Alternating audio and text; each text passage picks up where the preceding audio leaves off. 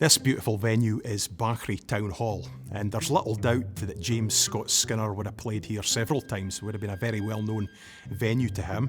Skinner was one of my great influences as a fiddle player. Inescapable in this part of the world where his memory looms large. This particular venue was one of the first places I actually performed live when I played here in 1981 at the Banchory Fiddle Festival. Scottish fiddle music's it's an important part of Scottish culture. It's one of our three national instruments, along with the pipes and the clarsach. And as such, it's reflected Scottish history for hundreds of years. And it continues to do so up to the current day and into the future. It's still very popular. Its heyday may well be past since the time of James Scott Skinner, but you only need to look at things like Celtic connections to see that it still has a modern relevance. And I just think that it's such a rich culture. It's something that's important. Today, really, I want to talk about the instrument itself, the violin, or the fiddle as it's known. Get into a little bit about why each individual instrument is completely unique.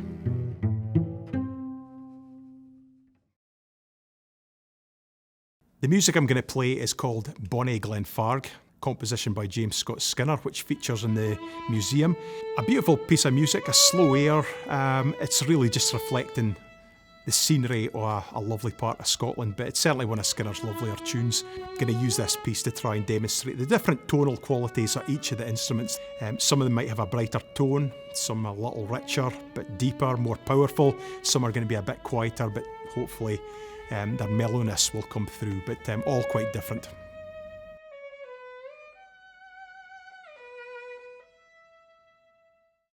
This old fiddle is actually quite a special instrument, although it's quite a modest instrument.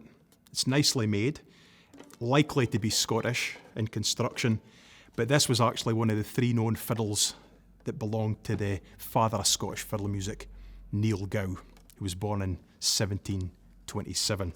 Possible that this instrument entertained Bonnie Prince Charlie in 1745 at Dunkeld House, and very likely that this was an instrument that Neil played for Robert Burns when he visited him at his cottage in Inver as part of his Highland tour. And although it's not the most advanced fiddle you could buy, it's got a sweet, mellow tone.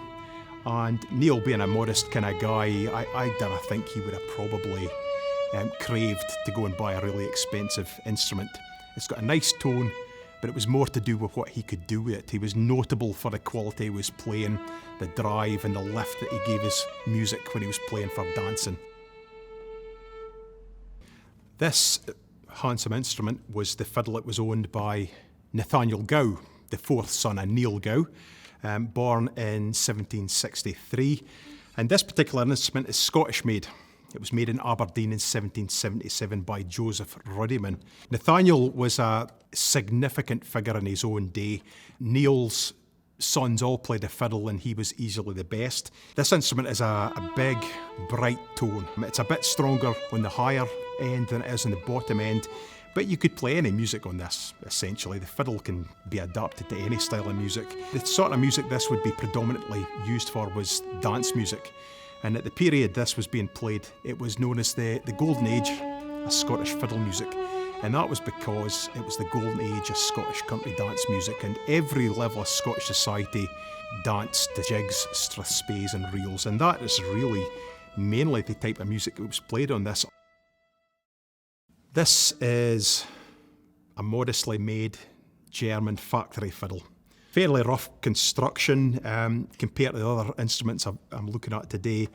Things like the purfling is very crude. The scroll, which is often an indicator of the quality of the craftsman, very, very rough. It looks like somebody's had a bite to it at the top. So not a fine instrument. But this was actually the fiddle that was owned by Peter Milne, the Tarlin minstrel, in his later life. Peter was the man that taught a young James Scott Skinner how to play traditional music, and he was very much a father figure.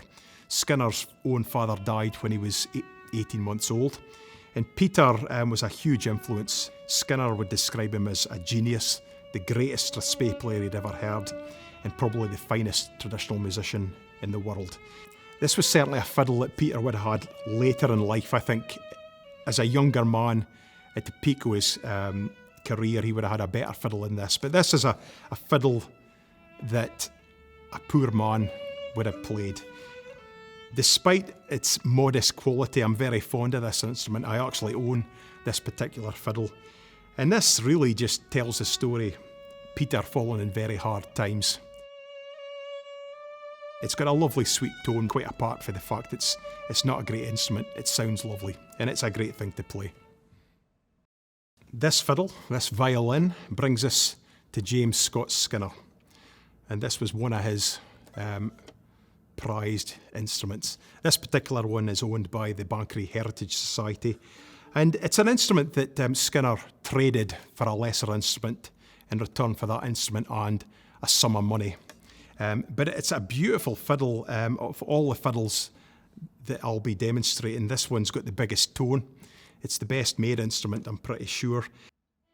It's a fiddle that really was befitting Scotland's best known musician at the time.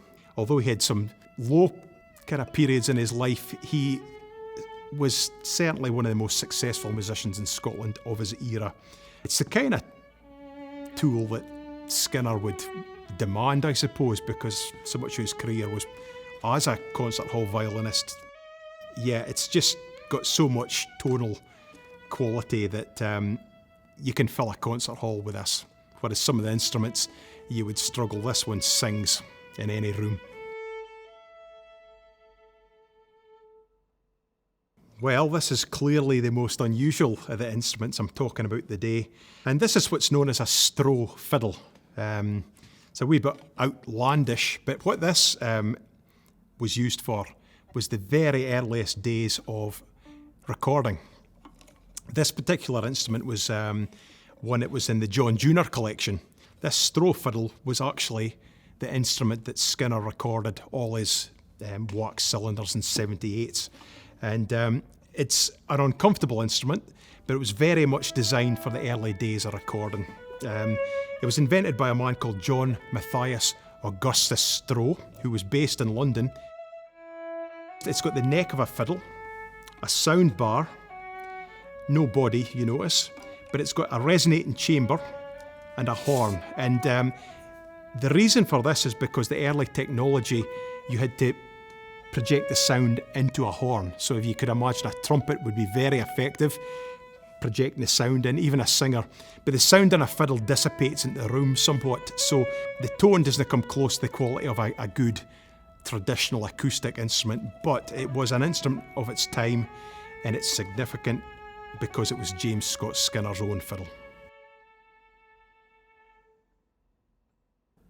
This fiddle was the instrument that was played by Hector McAndrew. Now, Hector, not as well known as a composer, if you think about folk like Nathaniel Gow and James Scott Skinner, certainly doesn't have the reputation of these musicians, although he did compose. But his greatest significance would be that from the time that James Scott Skinner passed away, Hector was the most significant exponent of Scottish fiddle music of the 20th century.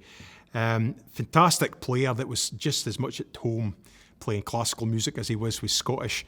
As befits a great player, he had a great instrument. But that said, it's got a beautiful, rich tone, very expressive instrument that you can hear in Hector's recordings. And this was actually the instrument that he played. Fiddles, they look the same, but they're all very different. The spacing's different. The potential for tone within them are different. They're as different as people. They all have their unique quality.